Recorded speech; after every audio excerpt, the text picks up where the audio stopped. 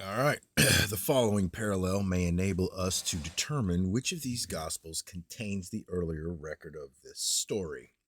The birth of Jesus, Protevangelion, chapter 17. And it came to pass that there went forth a decree from the Emperor Augustus that all the Jews should be taxed, apographestai, who were of Bethlehem or Judea. And Joseph said, I will take care that my children shall be taxed, but what shall I do with this young woman? To have her taxed as my wife, I am ashamed. But if as my daughter, all Israel knows she is not my daughter, the day itself of the Lord shall bring to pass what it will, and be and he saddled the ass and placed her upon it. Joseph and Simon followed and arrived within 3 miles of Bethlehem. Chapter 18. And he found there a cave and led her into it, and leaving her and his sons in the cave, he went forth to seek a Hebrew midwife in the country of Bethlehem. On his way, Joseph sees the prodigies mentioned in the last chapter. Chapter 19, he meets a midwife coming down from the mountain. They return together and find Jesus born in the cave. In subsequent chapters, various remarkable events are related, including the visit of the wise men to Bethlehem and the order of the slaughter of the children. The story proceeds as follows. But Mary, hearing that the children were to be killed, being under much fear, took the child and wrapped him up in swaddling clothes and laid him in an ox manger because there was no room for them at the inn. And I'll go back. Now, Luke chapter 2. And it came to pass in those days that there went out a decree from Caesar Augustus that all the world should be taxed. And this taxing was first made when Cyrenius was governor of Syria. And all went to be taxed, every one into his own city. And Joseph also went up from Galilee out of the city of Nazareth into Judea unto the city of David, which is called Bethlehem, because he was of the house and lineage of David, to be taxed with Mary, his espoused wife, being great with child. So it was that while they were there, the days were accomplished that she should be delivered. And she brought forth her firstborn son, and wrapped him in swaddling clothes, and laid him in a manger, because there was no room for them in the inn. The account of the vision of the shepherds, etc., does not appear in the Protevangelion, a circumstance which cannot well be accounted for if Luke was first written. The author of the Protevangelion enlarges upon many unimportant circumstances and is not in want of space. It is difficult to see why, if his work was last written, he should omit so interesting a portion of the stories as that concerning the shepherds, 1:2, which would have added so much to the importance of the transaction. In a subsequent chapter, it will be seen that this account has a parallel in the Gospel of the infancy. This Gospel states also that Jesus was circumcised in the cave. So, with the presentation in the temple, 22nd to 40th of second chapter of Luke, which Schellermacher thinks was a separate narrative from another manuscript. This, though not in the Protevangelion, is in the Gospel of the infancy. The same may be said of the balance of the chapter, verses 41 to 52, of this portion of the narrative. Schittelmacher says that the last piece of this division 2, Jesus' first visit to the temple, did not originally belong to the same context with what goes before, is rendered evident by a variety of marks. Verse 40, which some most strangely consider as the beginning of this last piece, against all analogy with the first, 80th, and second, 52, is a mere form of conclusion. This learned writer sums up his view of the composition of the first 2 chapters of Luke as follows. Thus, then, by an apparently gradual annexation of several detached narratives committed to writing independently of each other to a piece which was originally composed not as an historical narrative but as a poem, did the first division of this gospel, according to these indications, take its rise.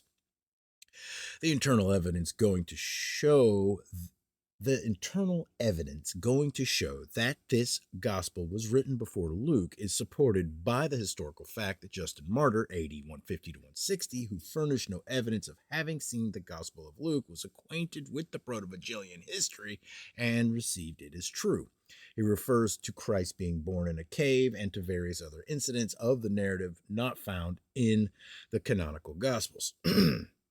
Let us now pass on the Gospel of Matthew. Joseph and the angel, Protovangelion. And when her 6th month was come, Joseph, returning from his building houses and entering into his house, found the virgin grown big with child. Chapter 14.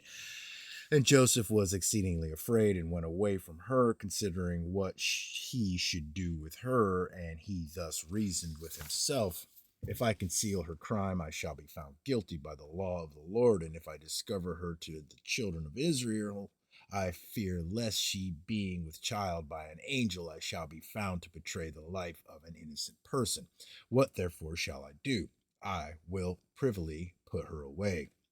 And night came upon him, and behold, an angel of the Lord appeared to him in a dream, saying, Be not afraid to take the young woman, for that which is within her is of the Holy Ghost.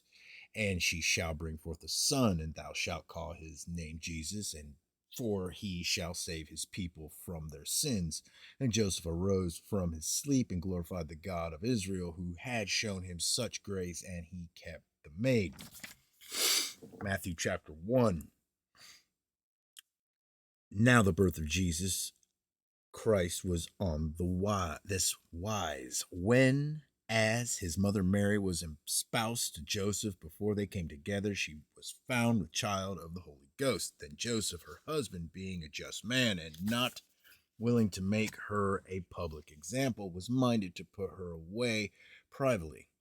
But while he thought on these things, behold, the angel of the Lord appeared unto him in a dream, saying, Joseph, thou son of David, fear not to take unto thee Mary thy wife, for that which is conceived in her is of the Holy Ghost. And she shall bring forth a son, and thou shalt call his name Jesus, for he shall save his people from their sins.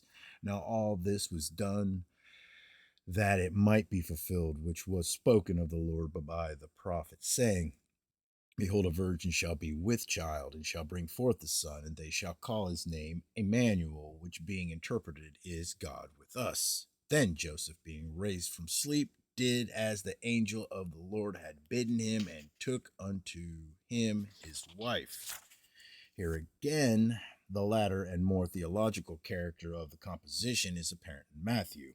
Not only does the angel address Joseph as the son of David, which form of address is not in the Protovangelion, but verses 22 and 23 are injected into the Protovangelion history for the purpose of making the account fit in with a certain prophecy of the Old Testament. These verses are, however, no improvement upon the Protovangelion. When that prophecy is examined, it is found not to relate to Christ at all. The passage is in the 7th chapter of Isaiah. In the days of Ahaz, king of Judah, the kings of Syria and Israel went up to Jerusalem and made war against it. Then the Lord sent Isaiah forth with instructions to meet Ahaz and to bid him to be quiet and fear not. He was instructed to assure Ahaz that within 65 years Ephraim should be broken. The Lord then bid Ahaz ask for a sign. But Ahaz replied, he would not ask, neither would he tempt the Lord. Then the Lord, through Isaiah, said, Therefore, the Lord himself shall give you a sign. Behold, a virgin shall conceive and bear a son, and shall call his name Emmanuel. Butter and honey shall he eat, and he may know to refuse the evil and choose the good. For before the child shall know to refuse the evil and choose the good, the land that thou abhorrest shall be forsaken of both her kings. The 8th chapter proceeds as follows. You have to forgive me. My allergies are bad today. Moreover, the Lord said unto me, Take thee a great roll, and write in it with a man's pen concerning Mahashalal-Hash-Baz. And I took unto me faithful witnesses to record, Uriah the priest and Zechariah the son of Jeberechiah. And I went unto the prophetess, and she conceived and bare a son. Then said the Lord to me, call his name Mahashalahasbaz, in making speed to the spoil, he hasteneth the prey. For before the child shall have knowledge to cry, my father and my mother, the riches of Damascus and the spoil of Samaria shall be taken away before the king of Assyria. It is only necessary to read the passage in connection with the context to see that it had no reference to Christ whatever. The language does not profess to be problematic beyond 65 years. Otherwise, it is historical throughout, and the history needs no interpretation.